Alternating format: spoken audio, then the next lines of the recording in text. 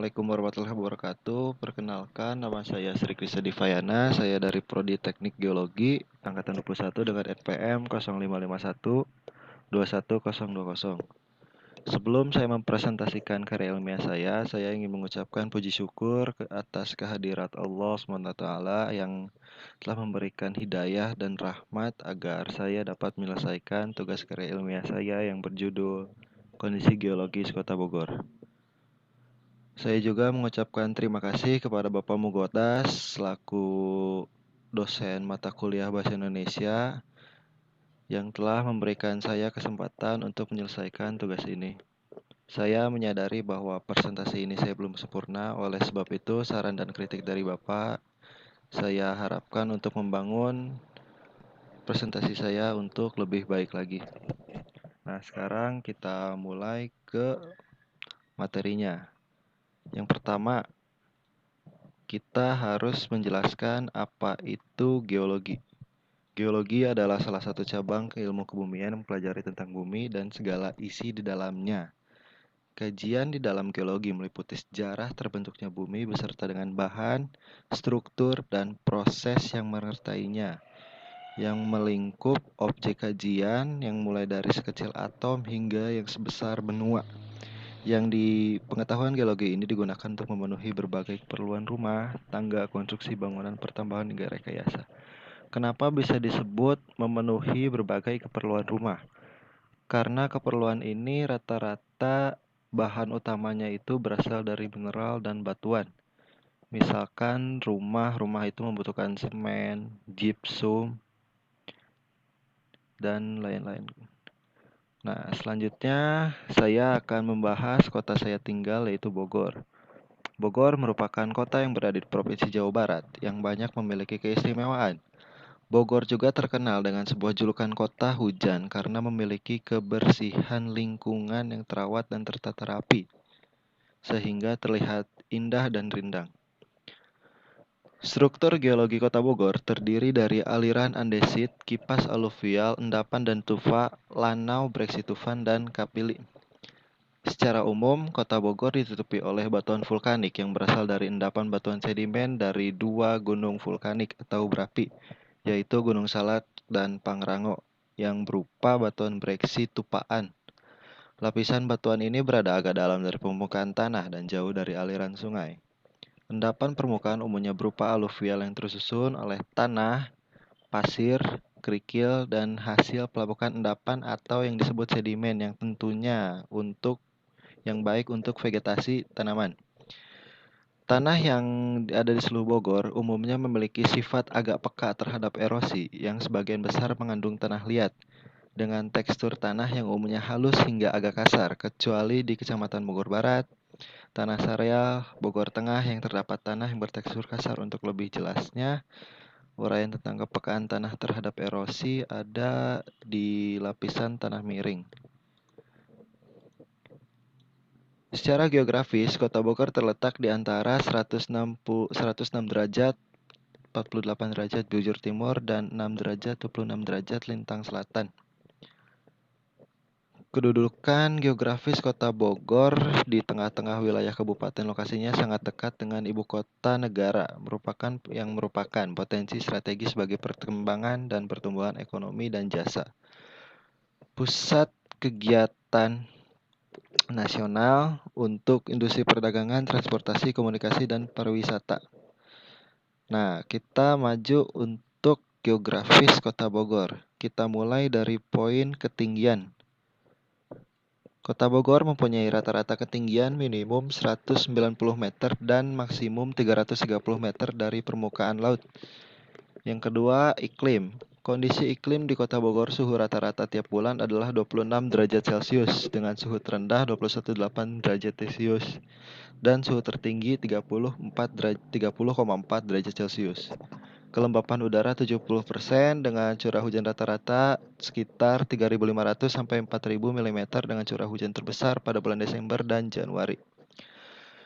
Dan sekarang kita sedang di musim hujan dan kita terasa betapa dinginnya bulan kemarin dan bulan sekarang ya. Yang ketiga, wilayah administrasi.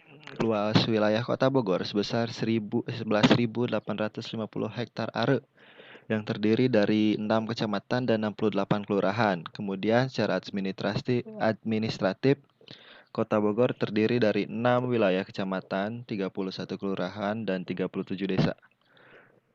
5 daerahnya yang desa tertinggal.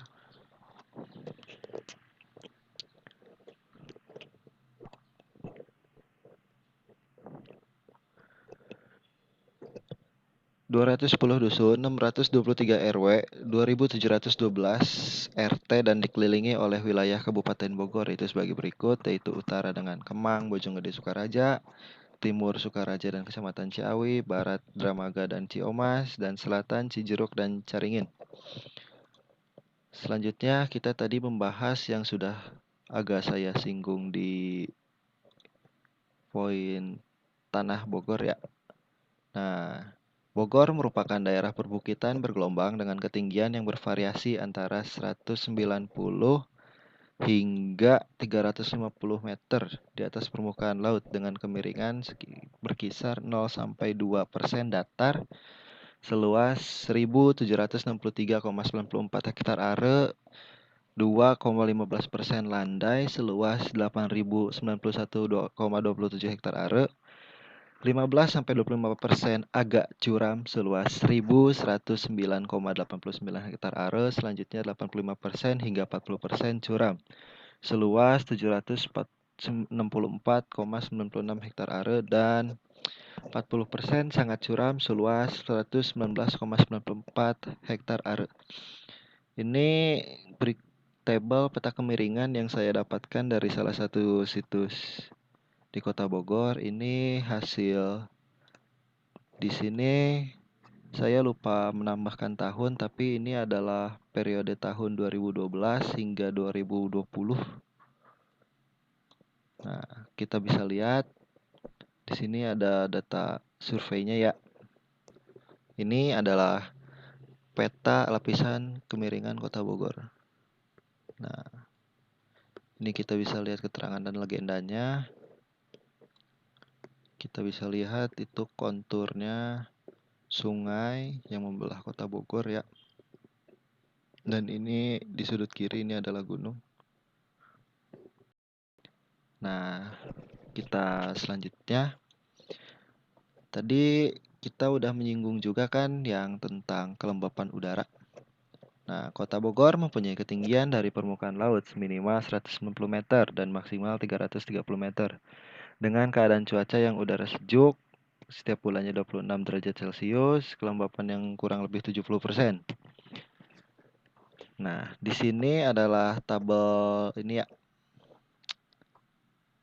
Tabel curah hujan. Di sini kita lihat ada perubahan suhu terendah yang dilihat dari garis biru, dan juga ini adalah musim kemarau yang dilihat dari garis merah.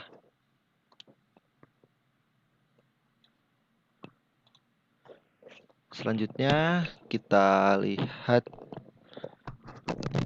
Kota Bogor secara kondisi sungainya ya. Kota Bogor dilewati dua sungai yang besar, yaitu Ciliwung dan Cisadane. Ciliwung di timur dan Cisadane di barat. Di sini dalam rangka menyelesaikan permasalahan banjir lokal, sistem drainase yang ada cenderung untuk mengarahkan pembuangan akhir pada kedua sungai tersebut, yang dasar sungainya berada jauh lebih rendah dari dataran kota. Di Kota Bogor sama halnya dengan kota lain yang mengalami perkembangan yang tadi saya sudah singgung di yang kedua. Bogor merupakan kota administrasi sama yang secara geografis itu kita dekat dengan Jakarta. Nah, otomatis kalau kita dekat ibu kota, pasti kota kita mengalami perkembangan yang tidak jauh berbeda dari kota tersebut. Yang kita bisa lihat, banyak terjadi perubahan fungsi saluran, irigasi menjadi drainase. Drainase ini berfungsi untuk membuang air ke badan air, tetapi sebaliknya saluran irigasi berfungsi membawa air ke daerah pertanian. Artinya secara karakter fisik, luas penampang basah pada irigasi semakin hilir. Semakin sempit, semakin habis karena airnya terbagi habis ke sawah. Meskipun demikian, saluran irigasi masih banyak terdapat di Kota Bogor. Irigasi ini masih banyak di Kota Bogor karena alhamdulillah di Kota Bogor masih terdapat banyak sawah-sawah yang masih terjaga dan rapih, dan juga masih banyak petani yang masih mengandalkan irigasi dari sungai-sungai terdekat yang merupakan cabang dari Cisadane maupun Ciliwung. Tapi buruknya, misal kalau irigasi itu masih banyak, otomatis airnya itu kan terbagi ya habis ke sawah. Kalau air terbagi, otomatis volume air di sungai itu mengurang. Dan memungkinkan juga bahwasannya air itu akan habis karena terbagi, ditambah curah hujan tertinggi di Bogor itu hanya Januari dan Desember, dan kebanyakan kita adalah musim kemarau.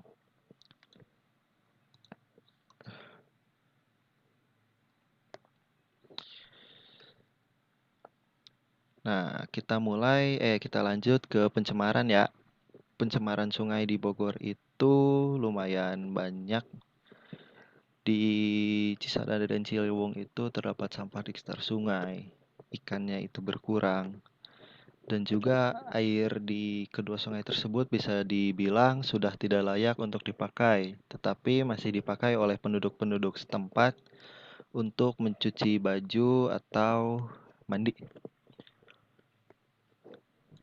Nah, karena terjadinya pencemaran tersebut, sekarang Ciliwung sudah tidak sebagus saat masa dulu ya, saat kita masih teknologi kita masih belum membuat lingkungan kita rusak.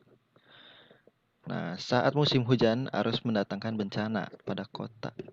Ia membawa sampah. Nah, udah ada sampah di sekitar sungai, ditambah sampah-sampah yang terbawa arus. Otomatis akan menyebabkan banjir karena bisa saja sungai Ciliwung atau Cisadane tersumbat. Nah, tapi bukan hanya itu, kalau misalkan tidak banjir, jeleknya itu akan menimbun sampah di sudut-sudut kota. Nah, saat kemarau, sampah itu tidak hanyut, dan juga arus sungai semakin lambat dan menjadi genangan. Genangannya itu genangan kotor yang membuat genangan kotor itu kan menjadi sarang nyamuk dan juga menimbulkan bau yang sangat tidak sedap.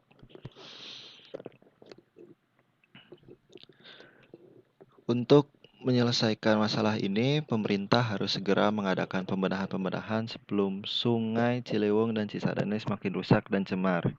Selain dengan melakukan pembenahan, pemerintah juga harus bisa menyadarkan masyarakat tentang pentingnya kebersihan. Pemerintah juga harus bekerja sama dengan masyarakat untuk merawat Sungai Ciliwung dan mengingatkan masyarakat agar tidak membuang sampah ke sungai. Jadi, jika ada pemerintah yang menonton video saya, dimohon untuk sosialisasi terhadap bagaimana cara kita untuk menjaga lingkungan kita, terutama sungai-sungai kita yang menjadi sumber air untuk warga-warga yang berada di bantaran sungai. Saya cukupkan presentasi ini. Mohon maaf bila ada pengucapan kata yang salah. Wabillahi taufik wal hidayah. Wassalamualaikum warahmatullahi wabarakatuh.